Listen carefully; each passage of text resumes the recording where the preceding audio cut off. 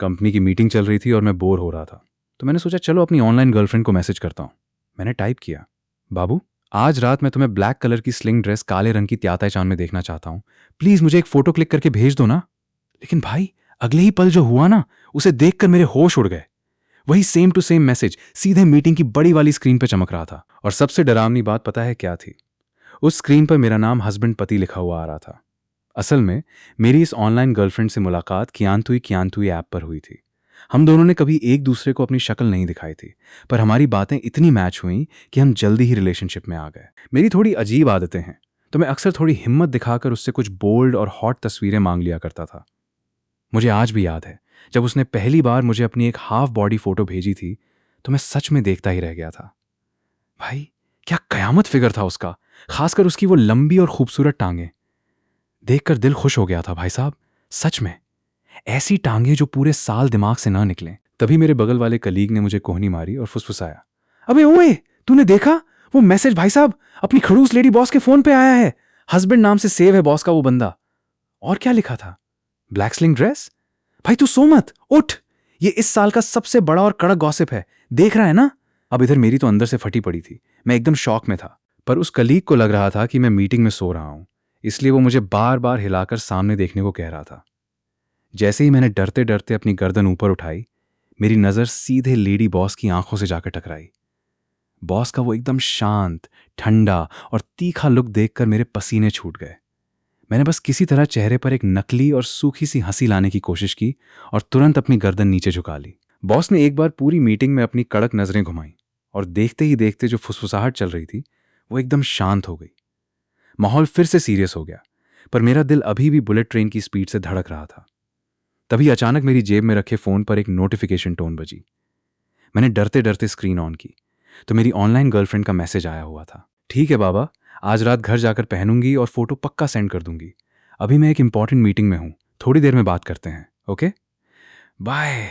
वाह भाई साहब, वो ऑफिस की इतनी गंभीर और एकदम कड़क रहने वाली लेडी बॉस ही मेरी वो ऑनलाइन गर्लफ्रेंड थी। वो सख्त और प्रोफेशनल दिखने वाली प्रेसिडेंट अंदर से इतनी शौकीन निकलेगी, मैंने कभी सोचा भी नहीं था। मीटिंग कब खत्म हुई मुझे कुछ पता ही नहीं चला, बस किसी तरह अपने डेस्क तक पहुंचा। मेरा फोन वाइब्रेट हुआ, उसकी ढेर सारी अनरीड मैसेजेस से भर गया था। बेबी, तुम मुझे इग्नोर क्यों कर रहे हो? मुझे सच में बहुत काम था। क्या तुम इसलिए नाराज हो कि मैंने टाइम पर रिप्लाई नहीं किया? चलो, मैं तुम्हें कॉम्पनसेट करती हूँ, गुस्सा थूक दो, ठीक है? उसे लग रहा था कि मैं किसी बात पर रूठा हुआ हूं, लेकिन बेचारी को क्या पता कि मैं तो सदमे में हूं कि रिप्लाई करूं तो करूं कैसे। और अगले ही पल स्क्रीन पर एक फोटो पॉपअप हुई। वो black silk stockings, black stockings! भाई, वही जो सुबह उसने मीटिंग में पहनी थी, वही सेम हील्स, वही स्टाइल। तभी अचानक हमारे डिपार्टमेंट का डायरेक्टर मेरे कैबिन के पास आकर खड़ा हो गया। ओए छौंजा चेंजे, क्या ख्याली पुलाव पका रहा है? प्रेसिडेंट ने तुझे अपने कैबिन में बुलाया है, जल्दी जा। मेरे पैरों तले जमीन खिसक गई। मतलब सांप के बिल में खुद हाथ डालना इसे ही कहते हैं। मैं कांपते हाथों में अपना फोन जोर से दबाए उसके ऑफिस की तरफ बढ़ा। जब मैं उसके सामने जाकर खड़ा हुआ तो मेरी आवाज लड़खड़ा गई, जी मैम, आपने मुझे बुलाया? उस पल मुझे वो सब जो भी मैंने अब तक सोचा था सब धुंधला सा लगने लगा। अब तो इस ऑनलाइन प्यार का सारा भूत एक झटके में उतर चुका था। दिमाग में बस एक ही बात चल रही थी कि अगर उसे पता चला कि मैं उसका ही मामूली सा एम्प्लॉय हूं तो ब्रेकअप होना तो बिल्कुल तय है। प्रेसिडेंट अपने कंप्यूटर पे कुछ काम करने में बिजी थी और इधर मेरी जेब में मेरा फोन लगातार वाइब्रेट किए जा रहा था। तभी उसने थोड़ा चिढ़कर अपनी नजरें उठाईं और मेरी तरफ देखा। मैंने तुरंत डरते हुए कहा, आई एम रियली सॉरी मैम, आपके काम में डिस्टर्बेंस हुआ, मैं अभी इसे साइलेंट कर देता हूं। ऑफिस का वो माहौल इतना भारी और अजीब हो चुका था कि मेरे लिए वहां खड़ा रहना मुश्किल हो रहा था। पूरे 20 मिनट तक वो मुझे ऐसे ही तड़पाती रही। आखिर में उसने एक गहरी सांस ली और उसके चेहरे पर साफ निराशा दिख रही थी। वो अपनी कुर्सी से उठी और एकदम ठंडी नजरों से मुझे घूरते हुए बोली, आज सुबह मीटिंग में मैंने नोटिस किया था तुम्हारा ध्यान बिल्कुल काम में नहीं था। तुम एकदम थके हुए और खोए खोए से लग रहे थे। और तो और, पिछले महीने के प्रोजेक्ट में तुमने इतनी बड़ी गलतियां की हैं। तुम्हें पता है ना, हमारी कंपनी में कामचोरों के लिए कोई जगह नहीं है। बॉस की ये कड़क आवाज सुनते ही मेरे पैरों तले जमीन खिसक गई। मैं अंदर तक कांप उठा। भाई, अब तो साफ लग रहा था कि ये सीधे सीधे मेरी नौकरी खाने की तैयारी है। I am really sorry ma'am, actually हाल ही में घर में कुछ पर्सनल प्रॉब्लम्स चल रही थी, इसीलिए मेरा ध्यान थोड़ा भटक गया था। पर आप प्लीज भरोसा रखिए, आगे से ऐसी गलती बिल्कुल नहीं होगी। मैंने तुरंत सफाई दी। पर सच तो ये था भाई कि कल रात को मैंने इसी लेडी बॉस के साथ फोन पर इतनी रोमांटिक और मसालेदार बातें की थीं कि रात भर सो ही नहीं पाया। बॉस ने मुझे घूरते हुए आखिरी वार्निंग दी, अगर आगे से काम में जरा सा भी झोल दिखा ना तो बोरिया बिस्तर समेट कर यहां से दफा हो जाना, समझे? इतना कहकर उसने हाथ के इशारे से मुझे बाहर जाने को कह दिया। जान बची तो लाखों पाए। मैं किसी तरह खैरियत मनाते हुए अपनी सीट पर वापस लौटा।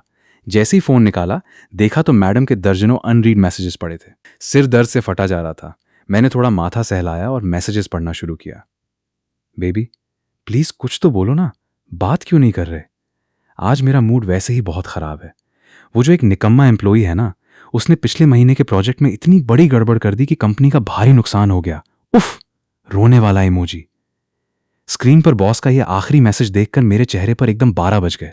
भाई साहब, वो निकम्मा एम्प्लॉई कोई और नहीं बल्कि मैं खुद था। मतलब पीठ पीछे वो मेरी ही बुराई मुझसे कर रही थी। मैंने एक शरारती मुस्कान के साथ टाइप करना शुरू किया। बेबी अभी अभी बॉस ने बहुत बुरी तरह डांटा, बहुत बुरा लग रहा है। वैसे भी बॉस को अपने सबॉर्डिनेट्स के साथ थोड़ा जेंटल और प्यार से पेश आना चाहिए, है ना? अगर थोड़ी सैलरी बढ़ जाए तो कंपनी के लिए और भी ज्यादा मेहनत करने का मन करेगा। मैंने सोचा चलो थोड़ा खेल खेलते हैं, शायद अगले महीने की सैलरी स्लिप में 1 0 एक्स्ट्रा लग जाए। पर अगले ही पल जो रिप्लाई आया उसे देखकर मेरी हंसी छूट गई। क्या? कौन सी कंपनी है ये? नाम बताओ, मैं अभी उसका काम तमाम कर देती हूं। हिम्मत कैसे हुई उसे तुम्हें डांटने की? मैंने ठंडी सांस भरी। भाई साहब, इसने तो सिर्फ मेरी डांट वाली बात देखी, बाकी सैलरी बढ़ाने वाली बात तो इसके दिमाग के ऊपर से निकल गई। खैर छोड़ो, जो होगा देखा जाएगा। ऑफिस की छुट्टी हो गई थी, लेकिन मैं वहीं रुक गया। सोचा कि जो पिछला प्रोजेक्ट मैंने खराब किया था उसे आज ठीक कर लूं। कम से कम रियल लाइफ में तो अपनी इमेज सुधारनी होगी, वरना उस हाई प्रोफाइल लेडी बॉस को अपनी प्रेमिका बनाने का सपना कैसे पूरा होगा? अगर मैं अपनी मेहनत से उसे इंप्रेस कर लूं तो शायद वो रियल लाइफ में भी मुझसे प्यार करने लगे। उस ख्यालों में खोकर मैंने काम करना शुरू किया। वो उसका खूबसूरत चेहरा, वो अदाएं, सब आंखों के सामने तैरने लगा। उसके उस कातिलाना फिगर के बारे में सोचकर मैं अपनी ही धुन में मंद मंद मुस्कुराए जा रहा था। ऑफिस टाइम खत्म हो गया है, घर जाने के बजाय यहां अकेले बैठकर इस तरह पागलों की तरह क्यों हंस रहे हो? तभी पीछे से वही एकदम ठंडी और कड़क आवाज आई, भाई साहब। उसे सुनते ही मेरे बदन के सारे रोंगटे खड़े हो गए। मैंने झटके से मुड़कर देखा, सामने बॉस खड़ी थी। मैंने लड़खड़ाती आवाज में कहा, अरे मैम, आप अभी तक गई नहीं? वो मैं बस थोड़ी और मेहनत कर रहा था। पिछले महीने के प्रोजेक्ट में जो मुझसे गड़बड़ हुई थी ना, बस उसी को ठीक करने की कोशिश कर रहा हूं ताकि कंपनी का नुकसान थोड़ा कम हो सके। मेरी बात सुनकर बॉस ने कुछ खास रिएक्ट नहीं किया, बस एक बार मुझे देखा और चुपचाप अपनी हील खटखटाती हुई वहां से चली गई।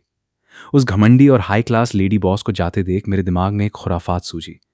मैंने तुरंत अपना फोन निकाला और उसे मैसेज ठोक दिया, बेबी ऑफिस से छुट्टी हुई क्या? घर चली गई? अगले ही पल उधर से रिप्लाई आ गया, बस अभी ऑफिस से निकल ही रही हूं, फिर डिनर करने जाऊंगी। देखा मैं कितनी अच्छी बच्ची हूं ना, हर बात बताती हूं। बॉस को चैट पर इस तरह बच्चों की तरह बातें करते देख यकीन करना मुश्किल था कि ये वही खूंखार और कड़क लेडी बॉस हैं जो दिन भर ऑफिस में सबको डरा कर रखती है। मैंने रिप्लाई किया, बहुत अच्छे बच्चे हो, ये लो मेरी तरफ से एक प्यारा सा किस। इसके बाद उसने तुरंत अपनी एक पाउट पाउट करती हुई लिप्स की फोटो भेजी।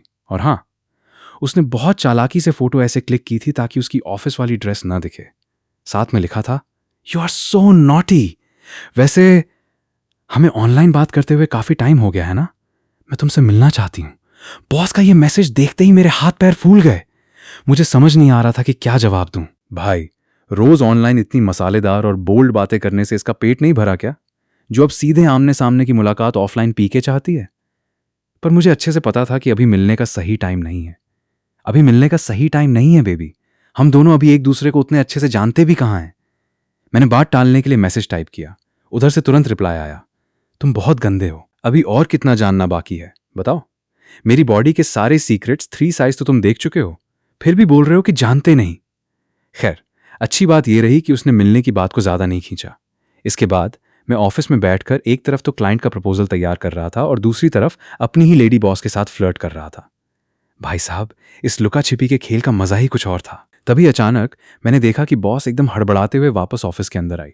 उसने मेरी तरफ देखा तक नहीं और सीधे अपने कैबिन के अंदर भाग गई। मैं सोच ही रहा था कि इसे क्या हुआ, तभी जेब में फोन वाइब्रेट हुआ। Baby, I am so sorry. जो स्लिंग ड्रेस तुम्हें पसंद थी ना, वो मैं जल्दी जल्दी में अपने ऑफिस के कैबिन में ही भूल गई थी। और सुनो ना, मुझे मार्केट में ब्लैक कलर नहीं मिला तो मैं पर्पल बैंगनी कलर की लेकर आई हूं। तुम्हें पसंद आएगी ना? मैसेज के ठीक बाद उसने एक फोटो सेंड की। मैंने जैसे ही जूम करके देखा भाई, कसम से नाक से खून आने की नौबत आ गई।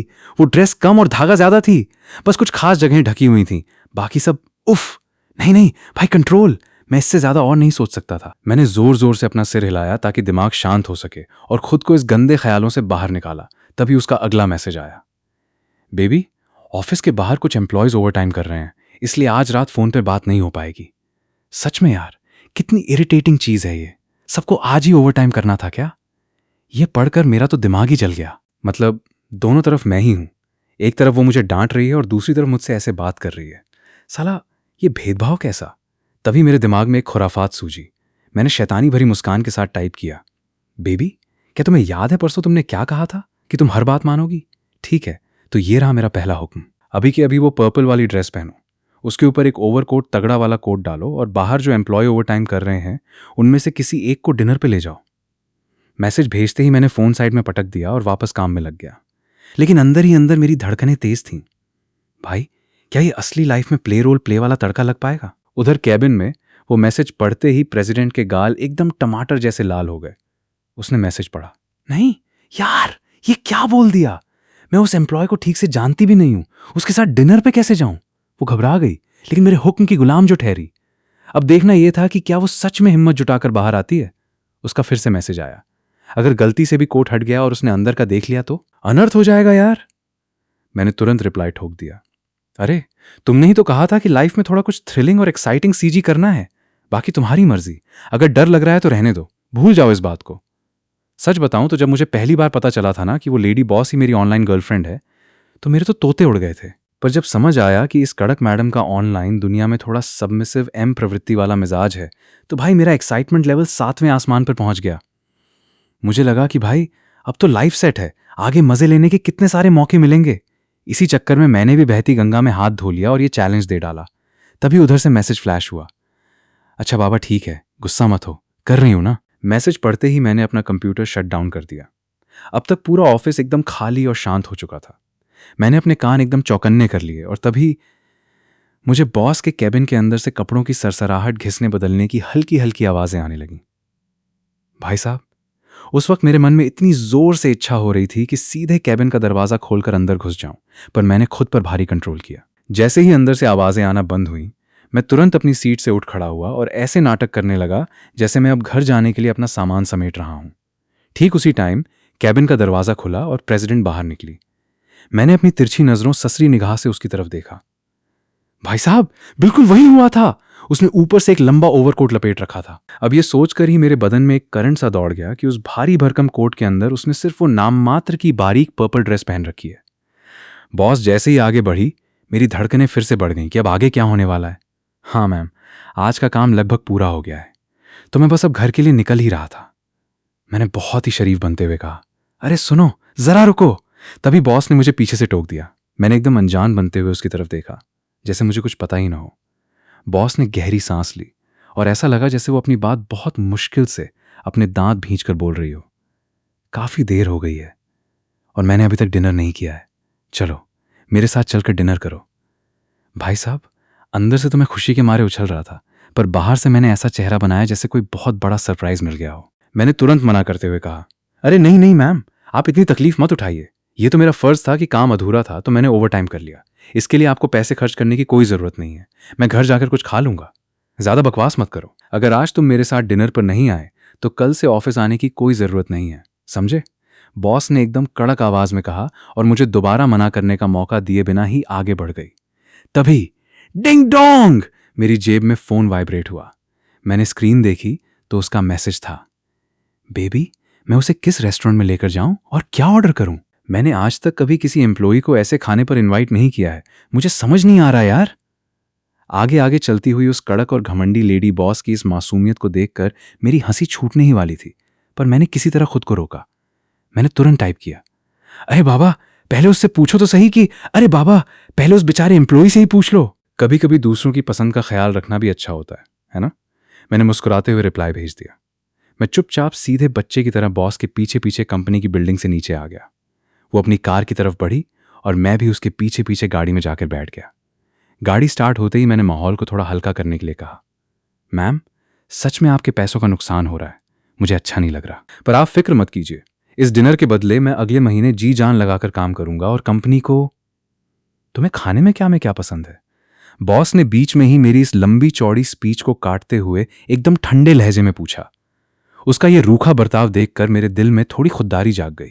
मुझे अंदर ही अंदर थोड़ा अजीब लगा कि भाई, ये ऑनलाइन वाले मुझसे तो इतनी शिद्दत से प्यार करती है, पर इस रियल लाइफ वाले मुझसे इसे इतनी चिढ़ है कि ठीक से बात तक नहीं करना चाहती। बस यही सोचते ही मेरे दिमाग में एक खुराफाती आइडिया आया।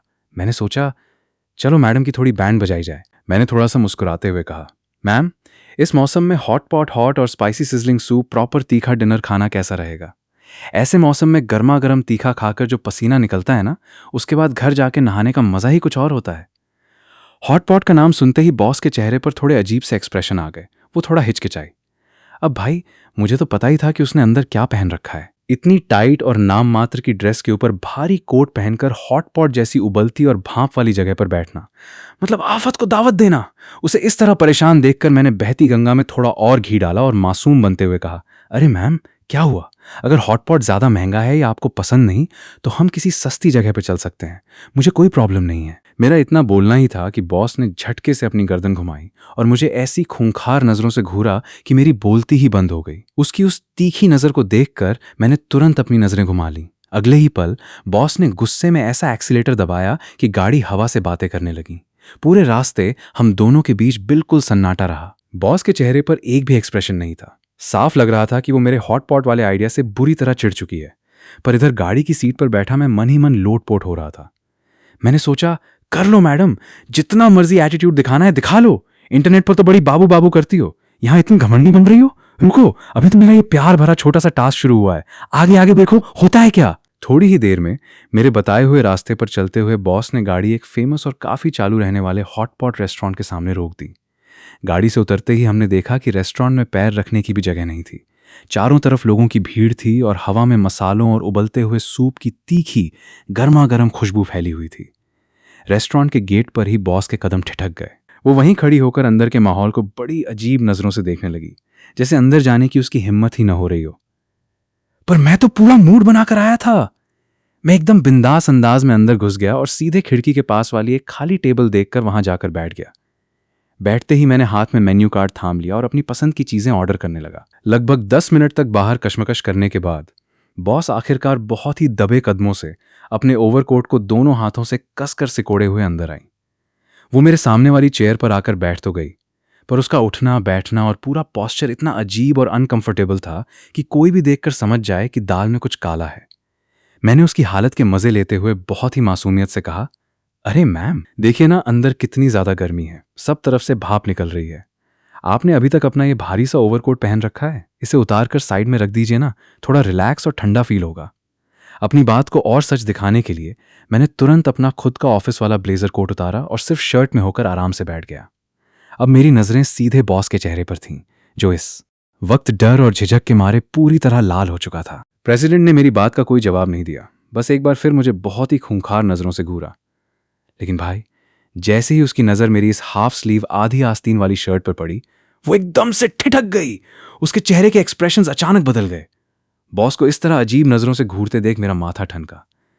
मैंने जैसे ही नीचे अपने कपड़ों की तरफ देखा, कसम से मेरी छाती धक से रह गई और अंदर से ऐसी फटी कि क्या बताऊं। भाई साहब, जो हाफ स्लीव शर्ट मैं इस वक्त पहने हुए था, ये वही सेम टू सेम शर्ट थी जो मैंने कुछ दिन पहले ऑनलाइन अपनी गर्लफ्रेंड यानी इसी लेडी बॉस को वीडियो कॉल या फोटो में दिखाई थी। मेरा पूरा बदन पसीने पसीने हो गया। भाई, गए काम से, आज तो सारा भांडा यहीं फूट जाएगा। पर तभी बॉस ने एकदम रूखे और ठंडे लहजे में मुझसे कहा, मैं कोट नहीं उतारने वाली, मुझे ऐसे ही ठीक लग रहा है। इतना कहकर उसने तुरंत अपना सिर नीचे किया और फोन में बिजी हो गई। मैंने चैन की एक बहुत लंबी सांस ली, चलो जान बची। पर अगले ही पल मेरी जेब में फोन फिर से थरथराया। मैंने जैसे ही स्क्रीन ऑन की, मैडम का मैसेज आया हुआ था, बेबी, क्या इत्तेफाक है यार। मेरी कंपनी का जो ये निकम्मा एम्प्लॉई है ना, इसने आज बिल्कुल वैसी ही सेम टू सेम शर्ट पहन रखी है जैसी तुम्हारे पास है। पर सच बताऊं, मेरे वाले जानू पर यह शर्ट जितनी हॉट लगती है ना, इस गधे पर उतनी ही बकवास लग रही है। हंसने वाला इमोजी। स्क्रीन पर उसका यह मैसेज पढ़कर मैं एकदम निशब्द ब्लैंक हो गया। भाई साहब, मैं मन ही मन सोचने लगा कि चाहे कोई कितनी भी बड़ी कंपनी की प्रेसिडेंट क्यों ना हो, एक बार जब इंसान प्यार में अंधा लव ब्लाइंड होता है ना, तो उसका दिमाग काम करना बंद कर देता है। ये प्यार का भूत भी क्या चीज है। सामने सच खड़ा है, पर मैडम को बस अपना बाबू ही नजर आ रहा है। मैंने भी थोड़ा सा रिस्क लिया और पूरे हौसले के साथ एक मैसेज टाइप करके भेज दिया। अच्छा बेबी, पर क्या तुम्हें कभी ऐसा नहीं लगा कि उसकी शक्ल या उसका स्टाइल मुझसे काफी मिलता जुलता है? उधर से तुरंत रिप्लाई आया, अरे ऐसा कैसे हो सकता है? मेरे दिल में तो सिर्फ तुम ही बसे हो बाबू। तुम सबसे बेस्ट हो। चाहे कोई भी तुम्हारे जैसे कपड़े पहन ले, वो तुम्हारी तरह हैंडसम कभी नहीं दिख सकता। बस भाई, इसके बाद हमारे बीच बिल्कुल सन्नाटा छा गया। हम दोनों एक ही टेबल पर आमने सामने बैठे थे, पर कोई किसी से बात नहीं कर रहा था। दोनों बस अपने अपने फोन में मुंह घुसाए पड़े थे। यहां तक कि जो वेटर हमारे पास आ रहा था, वो भी हमें बड़ी अजीब और संदेहास्पद नजरों से देख रहा था कि ये कैसा अजीब कपल है। तभी जेब में एक और नोटिफिकेशन टोन बजी। मैंने स्क्रीन देखी तो उसका एक और मैसेज आया हुआ था। पता नहीं क्यों आज ऑफिस में उस लड़के को अपने इतने करीब देखकर मेरे दिल में बड़ी अजीब सी हलचल हो रही है। थोड़ी शर्म सी आ रही है। भाई साहब, उस वक्त मैं पानी पी रहा था। जैसे ही मैंने ये मैसेज पढ़ा, मेरा कंट्रोल छूटा और मुंह का सारा पानी सीधे बाहर आ गया। मैं इतनी बुरी तरह खांसने लगा जैसे मेरी जान ही निकल जाएगी। मेरी इस हरकत से प्रेसिडेंट का ध्यान तुरंत मेरी तरफ गया और वो मुझे घूरने लगी। मैंने खांसते खांसते किसी तरह हाथ जोड़कर कहा, आई एम सॉरी मैम, बेहद सॉरी। वो अचानक पानी गले में अटक गया था, पर अंदर ही अंदर मेरा दिल जोरों से धड़क रहा था। मैंने मन ही मन सोचा, भाई साहब, इस लड़की के नखरे और इसकी बातें तो दिन ब दिन और भी ज्यादा बोल्ड होती जा रही हैं। भरे बाजार में इतने सारे लोगों के बीच अपनी ही कंपनी के एम्प्लॉय के सामने बैठकर इतने मसालेदार मैसेजेस भेज रही हैं। उसकी ये बातें देखकर अब मुझे 100% यकीन हो गया था कि मैडम में छुपा हुआ वो सबमिसिव एम प्रवृत्ति वाला भूत पूरी तरह जाग चुका है। तभी वेटर हमारे टेबल पर हॉट पॉट का सारा तामझाम और खाने पीने का सामान रखकर चला गया। मैंने अपना फोन साइड में रखा और बिना किसी शर्म के सामने रखे खाने पर टूट पड़ा और मजे से ठूंस ठूंस कर खाने लगा। उधर जब बॉस ने देखा कि उसके बाबू का कोई रिप्लाई नहीं आ रहा है, तो उसने भी थोड़ा मायूस होकर फोन जेब में रखा और धीरे धीरे खाने लगी। जैसे जैसे वक्त बीत रहा था, टेबल पर उबलते हुए सूप की भाप और रेस्टोरेंट की भीड़ की वजह से हमारे आसपास का टेम्परेचर 7वें आसमान पर पहुंच गया। भाई साहब, हालत यह थी कि मैं सिर्फ एक हाफ स्लीव शर्ट में था, फिर भी पसीने से बिल्कुल तरबतर हो चुका था। अब खुद ही सोचो, जो मैडम अंदर सिर्फ एक पतली सी पट्टी वाली ड्रेस पहनकर ऊपर से उतना भारी भरकम कोट लपेटे बैठी थी, उनका गर्मी के मारे क्या हाल हुआ होगा। आखिरकार जब उससे और बर्दाश्त नहीं हुआ, तो वो अपनी सीट से उठी और हड़बड़ाते हुए बोली, मैं जरा बाहर ताजी हवा खाने जा रही हूं, तुम तब तक खाओ। बस इतना बोलकर वो सीधे रेस्टोरेंट के बाहर की तरफ भाग खड़ी हुई। मैं अपनी सीट पर बैठा बैठा खिड़की के शीशे से बाहर का नजारा साफ देख पा रहा था। बाहर जाकर बॉस चारों तरफ देख रही थी और अपने कोट के बटन थोड़े ढीले करके उसे हाथों से ऐसे हिला रही थी, झल रही थी, ताकि थोड़ी ठंडी हवा अंदर जा सके। भाई साहब, कसम से उस वक्त मुझे जो तगड़ा अचीवमेंट वाला फील आया ना, उसे शब्दों में बयां नहीं कर सकता।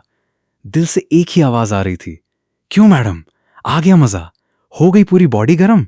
अब बताओ, अपने इस भाई से और कोई नया टास्क चाहिए क्या? लेकिन तभी मेरी नजर बाहर खड़ी बॉस पर पड़ी और रेस्टोरेंट के बाहर सड़क पर खड़े कुछ लफंगे और छर्रे टाइप के लड़के उसे देखकर आपस में खुसर फुसर करने लगे।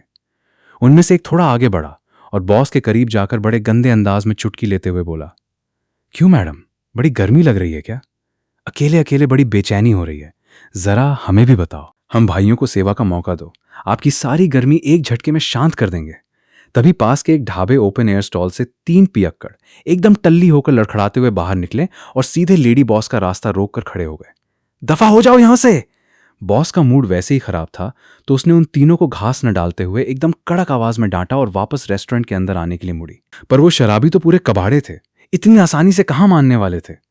वो बिना सोचे समझे आगे बढ़े और एक ने बदतमीजी से बॉस का हाथ पकड़कर खींचने की कोशिश की। इस खींचतान में भाई, बॉस के उस महंगे ओवरकोट का कपड़ा एक तरफ से चर्र से फट गया और उसकी बाजू के पास से एक बड़ा सा कट लग गया। कोट फटते ही अंदर की वो गोरी मखमली स्किन उन लफंगों के सामने आ गई। उस चिकनी स्किन को देखते ही साले तीनों शराबियों की राल टपकने लगी। उनकी आंखें फटी की फटी रह गईं। उनमें से एक गंजा आगे बढ़ा और बेशर्मी से हंसते हुए बोला, अबे ओए, बड़ी सती सावित्री बन रही थी, अंदर से तो पूरा इंतजाम करके घूम रही है, इतना कड़क माल छुपा रखा है और बाहर नाटक कर रही है। चल, अब ज्यादा भाव मत खा, हमारे साथ चल। इतना कहकर उस गंजे ने पूरी ताकत से बॉस की कलाई पकड़ ली और उसे घसीटने लगा। बॉस का गुस्सा 7वें आसमान पर पहुंच गया। उसने बिना डरे अपनी पूरी ताकत से एक करारा तमाचा उस गंजे के मुंह हा पर दे मारा। चटाक! तमाचा तो बॉस ने जड़ा, लेकिन साले वो तीनों इतने नशे में थे कि उन्हें दर्द महसूस होने के बजाय और मजा आने लगा।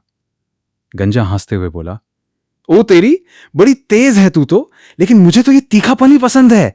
तभी वो तीनों एक साथ किसी जंगली जानवर की तरह बॉस पे टूट पड़े। बस इससे पहले कि वो उसे उठाकर ले जाते, मैं अपनी पूरी रफ्तार से रेस्टोरेंट से बाहर आया और ठीक उसी पल जब वो उस पर झपटने वाले थे, मैंने बॉस को खींचकर अपनी बाहों में जकड़ लिया। मैंने उसे अपनी छाती से सटाकर रखा और उन तीनों नशेड़ियों की तरफ देखते हुए एकदम कड़क लहजे में कहा, सुनो भाई लोगों, अगर नशे में धुत हो तो घर जाओ और सो जाओ। ऐसे काम करते हुए कभी सोचा है कि हाथ पैर तुड़वाने के क्या परिणाम होते हैं?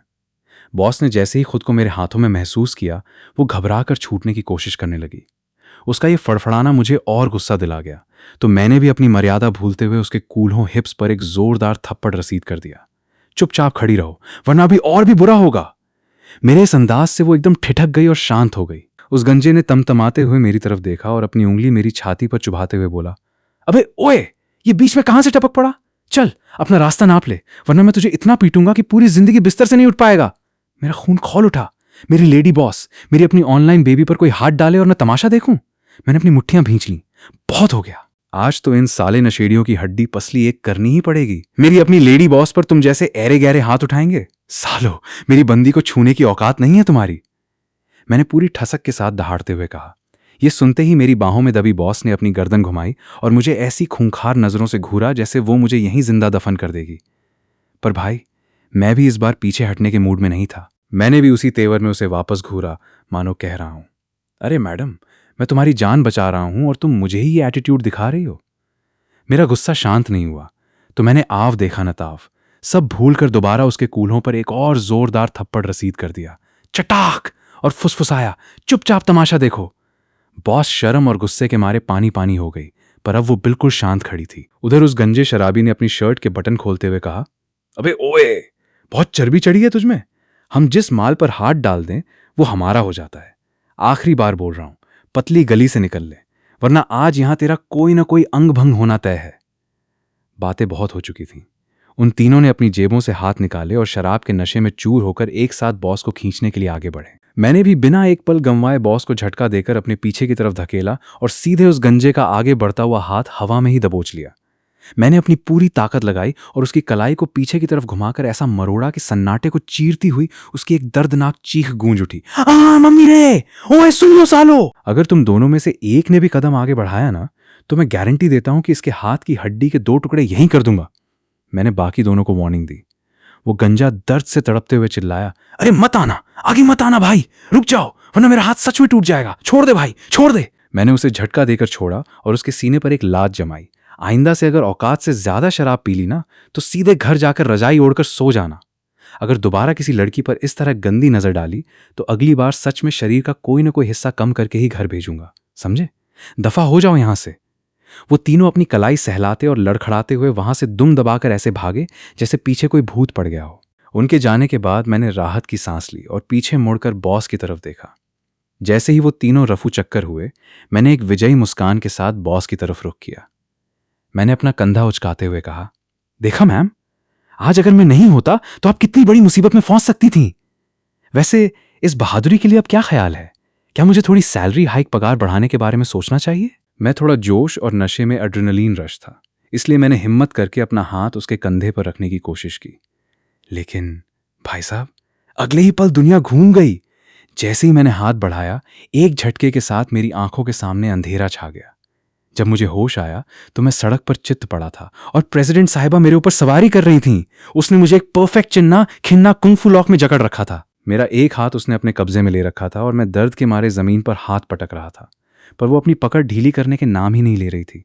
अरे दीदी, अरे बॉस, आपको कुंफू आता है, ये पहले बता देते। ये तो सब गलतफहमी हो गई, देखिए, मैंने दर्द से कराहते हुए कहा।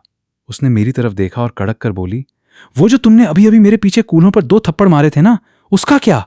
मैं हार मानकर बोला, अरे मैम, वो तो सिचुएशन ऐसी थी, 3 गुंडे थे, आप पर हाथ उठा रहे थे। मुझे लगा आप घबरा गई हैं, इसलिए आपको काबू में रखने और शांत करने के लिए वो करना पड़ा। सब आपकी सुरक्षा के लिए था। लेकिन मेरी बातों का उस पर कोई असर नहीं हो रहा था। मेरा तो बंटाधार हो गया। बॉस साहिबा ने मेरी बात का एक लफ्ज नहीं सुना, बल्कि मेरी कलाई पर और जोर डाल दिया। मैं दर्द के मारे बिलबिला रहा था। वो ऐसी कुश्ती लड़ रही थी जैसे मुझे यहीं तोड़कर रख देगी। अचानक अपनी उसी अजीब पोजीशन में फौंसे फौंसे मेरी नजर ऊपर गई। और भाई साहब, क्या बताऊं, वो जो पर्पल ड्रेस थी वो वहां से साफ दिख रही थी, मेरी जुबान भी ना। मैंने तुरंत बोल दिया, बॉस पर्पल कलर आप पर बहुत जच रहा है, वैसे आपकी पसंद एकदम क्लासिक है। अब बोल दिया तो बोल दिया। बॉस एक पल के लिए सन्न रह गई, फिर उसने देखा कि मेरी नजरें कहाँ टिकी थीं। बस क्या था? उसके चेहरे पर एक अजीब सी शर्म और गुस्सा एक साथ आया। और फिर जो हुआ वो तो आप जानते ही हैं। आधा घंटा बीत चुका था और मैं अस्पताल के इमरजेंसी वार्ड में बैठा था। मेरा बायां हाथ अब एक भारी भरकम प्लास्टर ऑफ पेरिस में था, जो गले में बंधी एक सफेद पट्टी के सहारे झूल रहा था। भाई, मैं एकदम बर्बाद टाइप वाला सीन दे रहा था। डॉक्टर ने हड्डी चढ़ाई और मुझे घूरते हुए बोला, अरे भाई, कहा था ना कि छोंदों से मोह के इंपल्स यानी आवेग एक शैतान होता है। देख लिया नतीजा? ये जो तुम्हारी शानदार बहादुरी थी नो, अब अगले कुछ हफ्ते इसी प्लास्टर के साथ घर बैठो और मजे करो। मैं बस खामोशी से अपना प्लास्टर सहला रहा था। अब क्या ही कहता, मेरी वो ऑनलाइन गर्लफ्रेंड कम बॉस साहिबा जो मुझे दिन भर मैसेज कर रही थी कि बेबी क्या हुआ, तुम ठीक तो हो ना? उसे क्या पता कि जिसने मुझे अस्पताल पहुंचाया वो खुद वही है। जिंदगी के इस खेल में मैं तो पूरी तरह क्लिम बोल्ड हो चुका था। तुम्हारी इस चोट की वजह से तुम अब काम करने लायक नहीं रहे, तो बेहतर होगा कि तुम कल से ऑफिस मत आना। तुम बर्खास्त फायर कर दिए गए हो। प्रेसिडेंट ने मुंह से तो ये बात बड़ी सख्ती से कही, लेकिन मैं उसकी आंखों में साफ देख सकता था कि उसे अंदर ही अंदर कितना पछतावा हो रहा था। मैंने उसकी हालत देखी और अपनी शरारत भरी मुस्कान के साथ उसके करीब जाकर बोला, मैम, लोग तो कहते हैं कि आप अपने एम्प्लॉइज का बहुत ख्याल रखती हैं। मुझे नहीं लगता कि आप मुझे इतनी आसानी से नौकरी से निकाल पाएंगी। और वैसे भी आज मैंने ही तो आपको उन गुंडों से बचाया था। उसने मुझे एक ठंडी नजर से देखा और बोली, वो सब सिर्फ तुम्हारी दखलंदाजी थी, मुझे किसी की जरूरत नहीं थी। इतना कहकर वो सीधे ऑफिस के फायर एग्जिट सेफ्टी पैसेज की तरफ बढ़ गई। मैं उसे जाते हुए देख रहा था और मेरे चेहरे पर एक जीत वाली मुस्कान थी। मुझे पता था कि अभी भी वो मुझसे जुड़ी हुई है। जैसे ही वो थोड़ी दूर गई, मेरे फोन पर उसका मैसेज आया, बेबी, मुझे बहुत बुरा लग रहा है, पर आज रात मैं तुम्हारे साथ नहीं रह पाऊंगी। मुझे ऑफिस की कुछ अर्जेंट चीजें हैंडल करनी है। मैंने तुरंत फोन निकालकर टाइप किया, अरे क्या हो गया, सब ठीक तो है ना?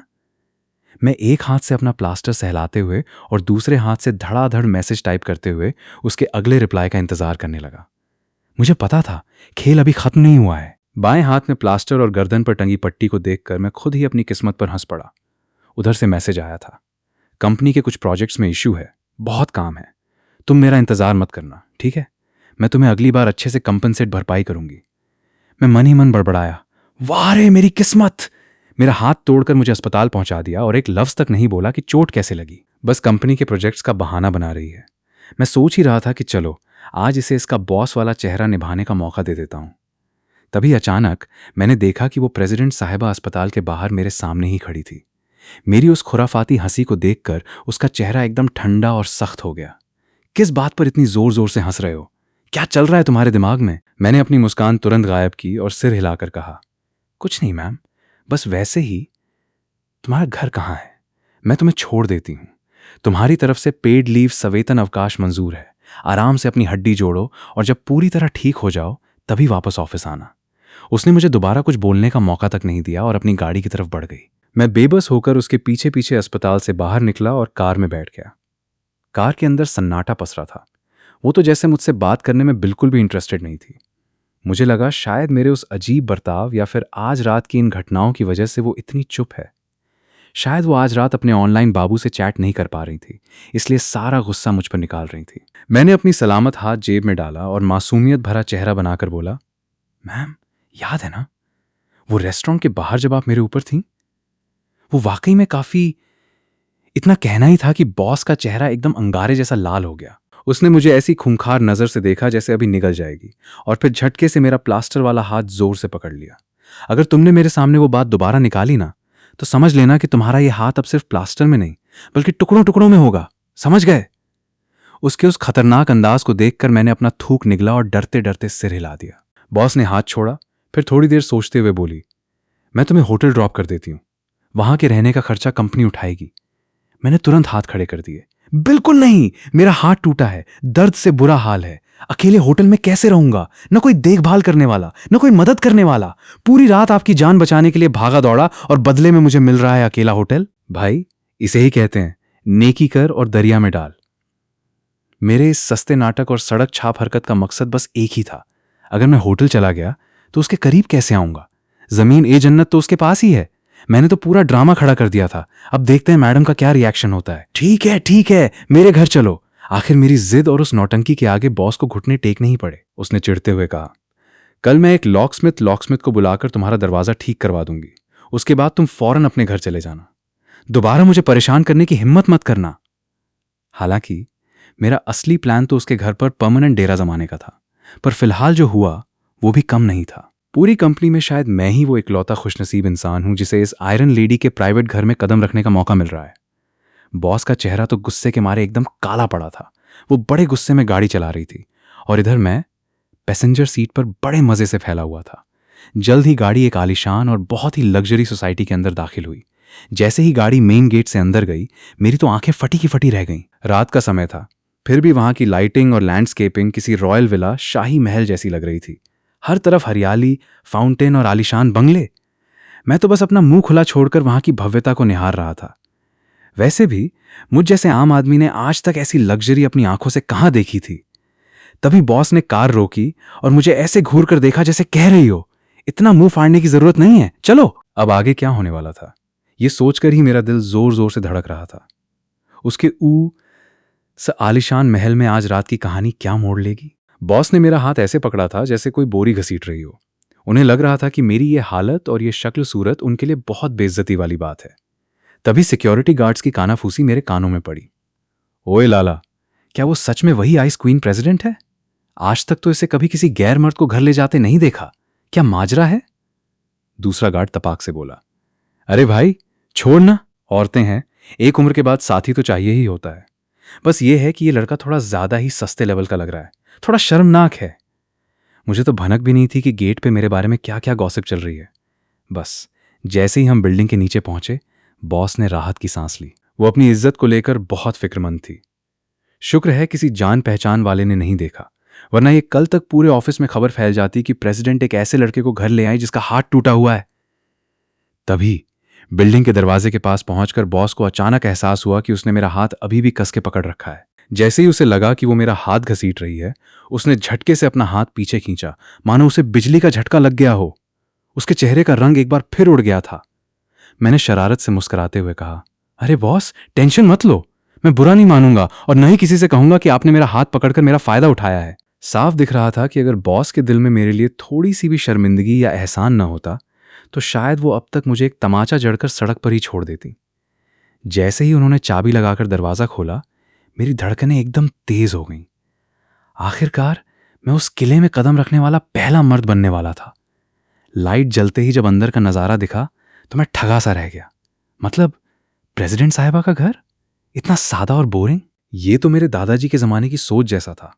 एक लिस्टेड कंपनी की प्रेसिडेंट का घर और वहां फर्नीचर के नाम पर बस इक्का दुक्का सामान। पूरा घर इतना खाली और उदास था कि कोई भी देखकर कहे, यहां कोई इंसान नहीं, कोई रोबोट रहता है।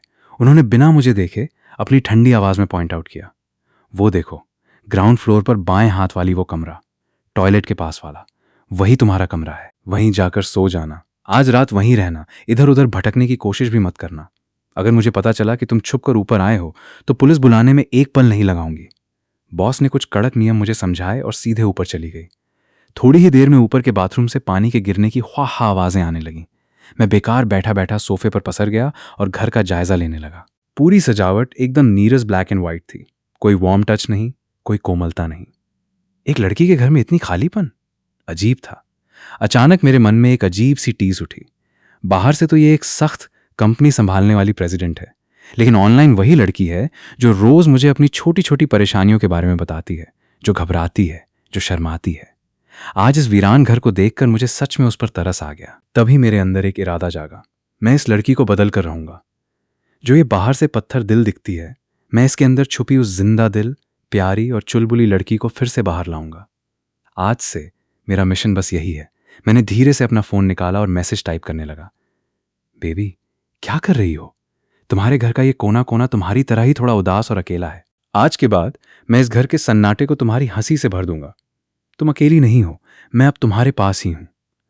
मैसेज भेजते ही मुझे लगा जैसे मेरे कंधे पर एक बड़ी जिम्मेदारी आ गई है, उसकी इस ठंडी दुनिया में गर्मी घोलने की जिम्मेदारी। तभी मेरे पेट में चूहे दौड़ने लगे और पेट की वो गड़गड़ाहट पूरे सन्नाटे वाले हॉल में गूंज गई।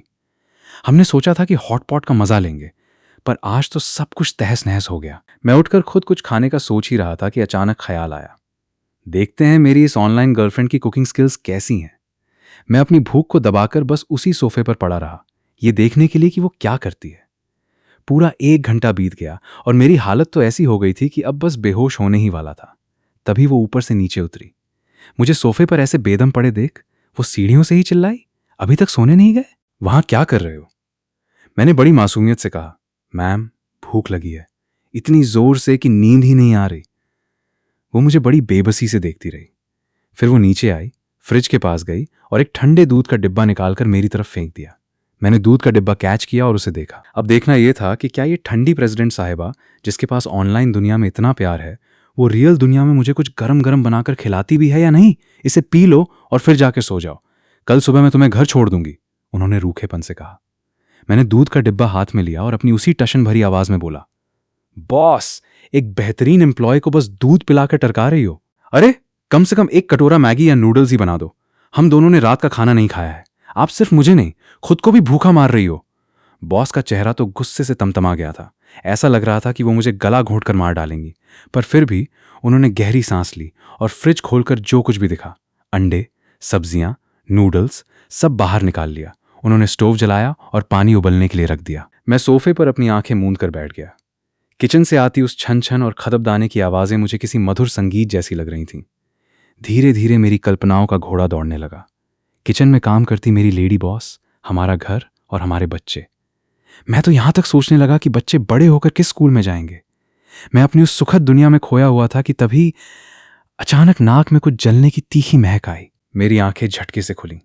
मैं दौड़कर किचन की तरफ भागा तो देखा कि बॉस के हाथ में वो कढ़ाई थी और सारा का सारा खाना जलकर कोयला हो चुका था। बॉस बेचारी घबराई हुई सी उसे देख रही थी। खाना पूरी तरह जलकर खाक हो चुका था। मैंने जैसे ही देखा कि उन्होंने जली हुई नूडल्स को सीधे डस्टबिन के हवाले कर दिया और वापस कढ़ाई मांजने लगी, तो मैंने खुद को दिलासा दिया, कोई बात नहीं यार, आखिर लिस्टेड कंपनी की प्रेसिडेंट हैं, रोज रोज खाना थोड़ी बनाती होंगी। पहली बार में थोड़ी घबराहट में गलती हो गई, पूरी तरह अंडरस्टैंडेबल है। पर भाई साहब, मेरा ये सब्र ज्यादा देर नहीं टिका। अगली ही बार में उन्होंने फ्रिज से बिना धुली हुई हरी सब्जियां निकाली, उन्हें रफ तरीके से हाथों से ही मरोड़ा और सीधे उबलते पानी में खिसका दिया। पानी खौलते ही उन्होंने एक मुट्ठी नूडल्स उठाए और बिना तोड़े सीधे अंदर फेंक दिए।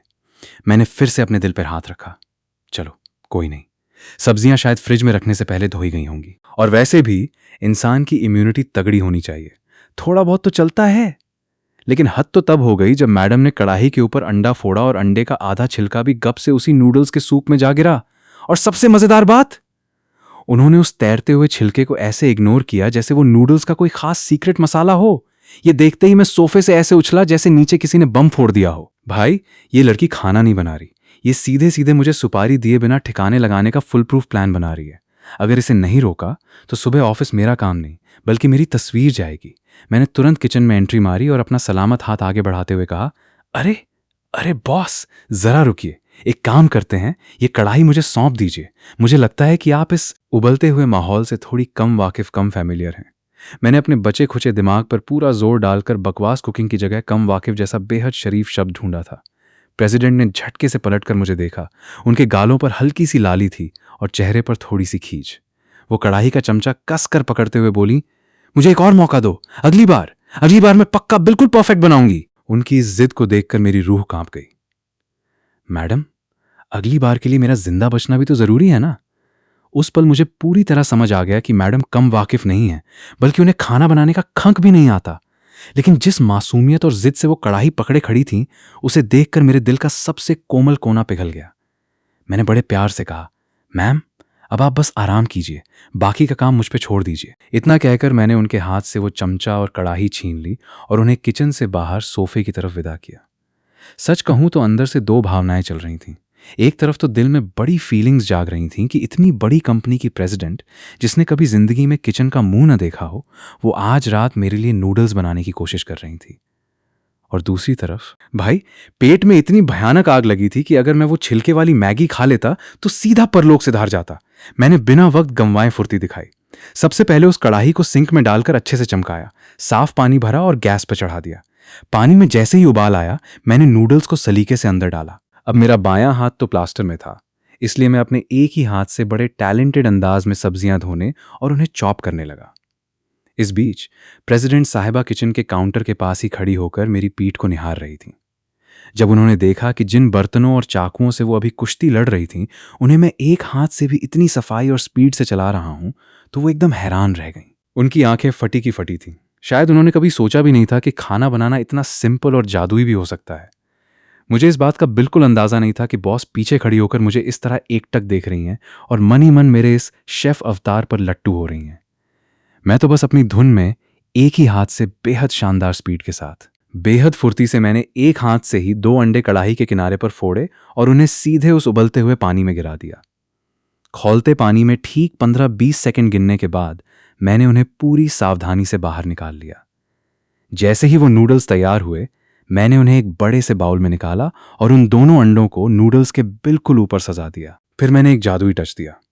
कांच की कांटे वाली चम्मच फोर्क से जैसे ही उस अंडे को बीच से थोड़ा सा दबाया, उसके अंदर से वो गाढ़ा पीला पीला हाफ फ्राई यॉल्क मखमली लावा बनकर नूडल्स पर बहने लगा।